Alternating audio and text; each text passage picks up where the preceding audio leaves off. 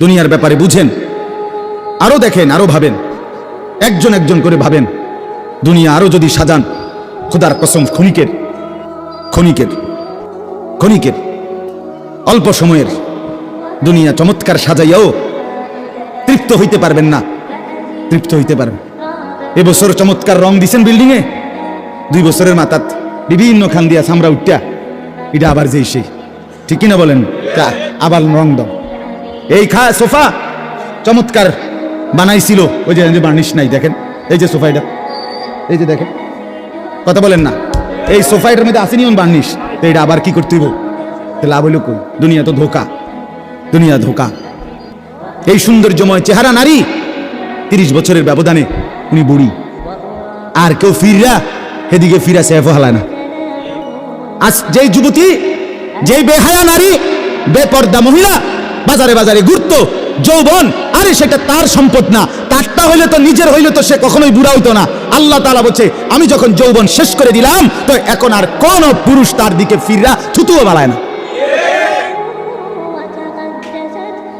দুনিয়া এক অবস্থায় থাকে না, এক হালাতে থাকে না বাপ। এই জন্য ছেলেদেরকেও বলি, বাপ জিন্দেগি সুন্দর করো। তোমার এই হাসি থাকবে না, তোমার এই সুস্থ সুন্দর সুঠাম দেহ থাকবে না।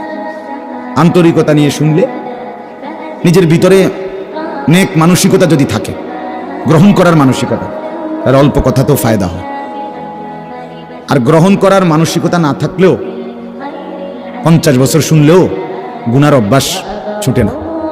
দেখেন না, 70 বছরের বুড়া মানুষ চা দোকানে টেলিভিশন দেখে, তাহলে এত বড় বুড়ো মানুষ, মুরব্বী, উনি এখনো যদি বিড়ি খায়, সিগারেট খায়, এখনো যদি চা দোকানে টেলিভিশন দেখে, তো ওনার এই মন্দ অভ্যাস, বদ অভ্যাস কত বছর পরে ছুটবে? উনি আরো কয়শো বছর বাঁচলে গিয়া বুঝবে এটা গুনাহ। আর ওনার আর মেয়াদ আছে কি? এই জন্য বললাম, আপনি খবর নিলে দেখবেন 30 বছর মসজিদে আসা যাওয়া করে ঠিকই, কিন্তু যথাযথ আন্তরিকতা, দিলের মধ্যে আখেরাতের কোনো মানসিকতাই নাই, নিজেকে বদলানোর অনুভূতিই নাই, ফিকিরে নাই। সোজা কথা, পরকাল বলতে কিছু, এখন যা আছি তাই। এখন সুখে থাকলে সুখী দুনিয়া, এখন দুঃখে থাকলে দুঃখী। জিফুত যদি ঠিকমতো খানা খাদ্য খাওয়ায় খুশি, ঠিকমতো খানা খাদ্য নাই দুঃখী। এই মানে দুনিয়া পেলে খুশি, দুনিয়া না পেলে দুঃখী। লাভ লোকসান, আয় ব্যয়, হিসাব কিতাব, সুখ আনন্দ, দুঃখ বেদনা, হাসি কান্না, আবেগ অনুভূতি, সবটাই শুধুই দুনিয়াকে কেন্দ্র। এখানে কি পেলাম? এখন কি পেলাম? এখন কি পেলাম? ইনহিয়া ইল্লা হায়াতুনা দুনিয়া নামুতু ওয়া নাহইয়া। আল্লাহ তাআলা বলেন, নাফরমান আর পাপীদের জীবন কেমন হয়? কোরআনে আল্লাহ বলছেন, তাদের অবস্থা হয় এমন যে তারা বলে জীবন কেবলই দুনিয়ারটা, আর কোথাও জীবন নেই, আর কিছু নেই। নামুতু ওয়া নাহইয়া, এখানেই মরবো, এখানেই বাঁচবো। ওমা নাহনু বিমাবউসিন। আল্লাহ বলেন, নাফরমানদের দিলের মধ্যে এই বিশ্বাস যে আমাদেরকে পুনরায় কোথাও উঠানো হবে না। আল্লাহ যে বলছেন হাসরের ময়দানে তোমাদেরকে উঠানো হবে, সুম্মা ইন্নাকুম ইয়াউমাল কিয়ামাতি তুবআসুন। আল্লাহ তাআলা বলেন, তোমাদের প্রত্যেককে কিয়ামতের দিন হাসরের মাঠে তোলা হবে। আল্লাহ বলেন, বেঈমানের দিলে এটা থাকে না। তার কথা হলো প্রাপ্তি অপ্রাপ্তি, লাভ লোকসান, ভালো মন্দ, হাসি আনন্দ, দুনিয়া। ছেলে বিদেশ থেকে টাকা পাঠাইতেছে, খুশি। ছেলে বিদেশ থেকে টাকা টুকা ঠিক মতো দেয় না, বা কামাই রোজগারি কম, জিজ্ঞাসা করবেন কেমন আছেন, কি এর বালা? আমরা আর বালা কি? হ্যাঁ, কি সমস্যা কি তা চাচা? এ ফোলাগারে কত ঋণ ফিন কইরা, সুদে টাকা নিয়া, কিস্তিতে টাকা লইয়া বিদেশ পাঠাইছি, তেয়ন টাকা পয়সা পাঠায় না, আর বালা কি? তাহলে উনি দুঃখী কেন? টাকা নাই।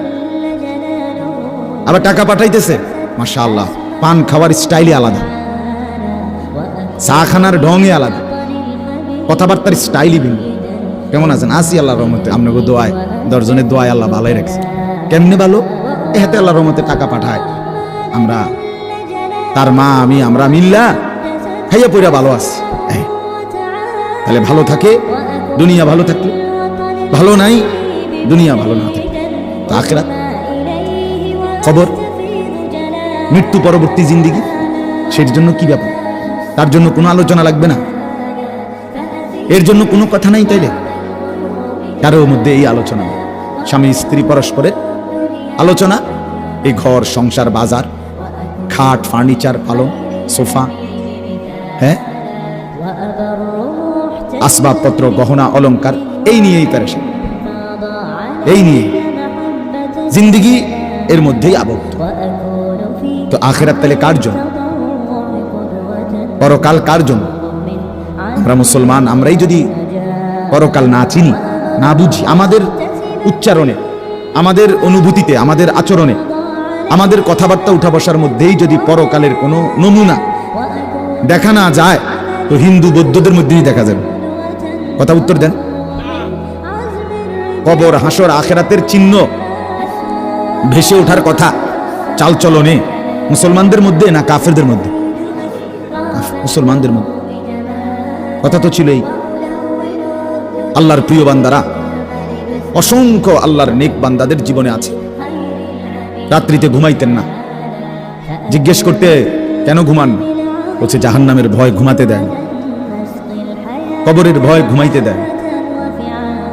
হযরত আবু বকর সিদ্দিক রাদিয়াল্লাহু তাআলা আনহুর মতো সাহাবী আফসোস করে বলতেন, হায়, আমি যদি একটা গাছের পাতা হতাম, আমাকে যদি একটা চতুষ্পদ জন্তু, গরু কিংবা ছাগল, সেই পাতাটা যদি খেয়ে ফেলত, অর্থাৎ আমি যদি মানুষ না হতাম। অথচ কি পরিমাণ আমলের অধিকারী ছিল। হযরত ওমর রাদিয়াল্লাহু তাআলা আনহুর চেহারা, কপালের দুই পাশ থেকে লম্বা অঝরে কান্নার কারণে দাগ পড়ে গেছিল। হযরত ওমর রাদিয়াল্লাহু তাআলা আনহুর ইন্তেকালের মুহূর্তে হযরত আব্দুল্লাহ ইবনে আব্বাস সাহাবী, তিনি বলছিলেন, আপনাকে আল্লাহ তাআলা অনেক মর্যাদা দিয়েছেন, আপনি 10.5 বছর মুসলমানদের খলিফা ছিলেন, আপনার মাধ্যমে আল্লাহ তাআলা দিক দিগন্ত মুসলমানদের বিজয় দান করছেন। কত রাজ্য, কত এলাকা আপনার এই 10 বছরে বিজয় হয়েছে।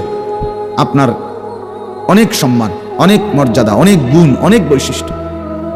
হযরত ওমর রাদিয়াল্লাহু তাআলা আনহু কিতাবের মধ্যে আছে, উনি চোখের পানি ফেলে বললেন আব্দুল্লাহ ইবনে আব্বাসকে, শোনো, আমি আল্লাহ তাআলার কাছে এতটুকু আশা করি শুধু, যে আল্লাহ, আমার জীবনের যা নেকি আর আমার জীবনের যা গুনাহ, কমপক্ষে আমার নেকিগুলো যেন আমার গুনার মোকাবেলায় বরাবর হয়। অর্থাৎ এতটুকু নেকি যেন কমপক্ষে হয় যে গুনাহগুলোকে মোচন করে দেয়, নেকিগুলো দিয়ে গুনাহগুলো যেন মিটে বরাবর হয়। এদ্দুরে যদি হয় তো আমি আল্লাহর কাছে সন্তুষ্ট নিজেকে মনে করি, আমার এদ্দুরে সারব। অর্থাৎ নিজের এই বিপুল পরিমাণ নেক আমলকে কিছুই মনে করেন, সামান্য।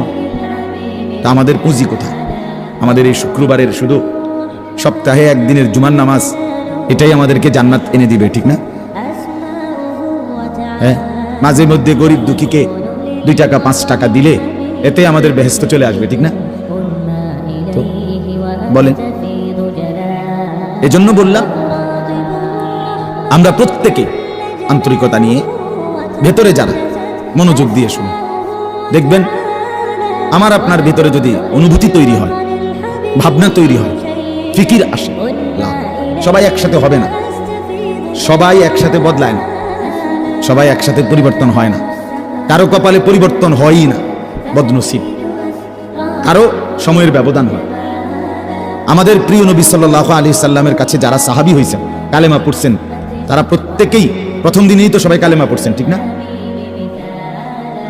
বুঝেন নাই কথা? যতজন সাহাবী হয়েছে নবীজির, সবাই একদিনেই কালেমা পড়ে ফেলছে নাকি? তাহলে সময়ের আগ পিছ আছে কিনা বলেন? কেউ প্রথম দিন কালেমা পড়ছে, কেউ 21 বছর পরে কালেমা পড়ছে, কেউ 22 বছর পরে কালেমা পড়ছে। তো যিনি 23 বছরের মাথায় কালেমা পড়ছে তিনিও কামিয়াব, যিনি প্রথম দিন কালেমা পড়ছে তিনিও কামিয়াব, সৌভাগ্যবান। এজন্য বুঝ আসবে, এর মধ্যে আটপিস হবে। সবাই একই দিনে জুনায়েদ বাগদাদি হবে না, সবাই একদিনে বাইজিদ বুস্তামি হবে না, সবাই একদিনে রাবেয়া বসরি হবে না, সময়ের ব্যবধান হবে, আটপিস হবে। এবং কারো কপালে হেদায়েত জুটবেই না। ইন্নাকা লা তাহদি মান আহবাবতা, আল্লাহ তাআলা আমাদের নবী সাল্লাল্লাহু আলাইহি সাল্লামকে বলছেন, আপনি খুব চাইলে, ভালোবাসলে আপনি নিজে কাউকে হেদায়েত দিতে পারবেন না, সেখানে আমি কি? কথা বলেন না। সেখানে আমাদের কোনো পাত্তা আসেনি কোনো। খুদ রসুলকে আল্লাহ বলছে, হে নবী আপনি চাইলে হবে না, আমি চাইতে হবে। ওয়ালাকিন্নাল্লাহ ইয়াহদি মান ইয়াশা, বরং আমি আল্লাহ যাকে চাই আমি তাকে হেদায়েত দান করি। তাহলে মূলত হেদায়েত দেয় কে? ফয়সালা কার হাতে? আমার বলা আপনার শোনা কোনোটাই মূল বিষয় না। মূল বিষয় হলো এটা একটা উসিলা ধরা, কিন্তু মূল ফয়সালা কার হাতে? ওয়ালাউলা ফাদলুল্লাহি আলাইকুম ওয়া রাহমাতুহু মাজ। এই বেটা মোবাইল না ধরতে মানা করছি। সুন্দর করে বললে হয় না, অনেকের খাসিয়ত এতটাই যে ধমক না দিলে, কথা বুঝছেন না, এটা তার একটা তবিয়ত হয়ে গেছে না। আমারে এমনি করলে আমি বুঝতাম না।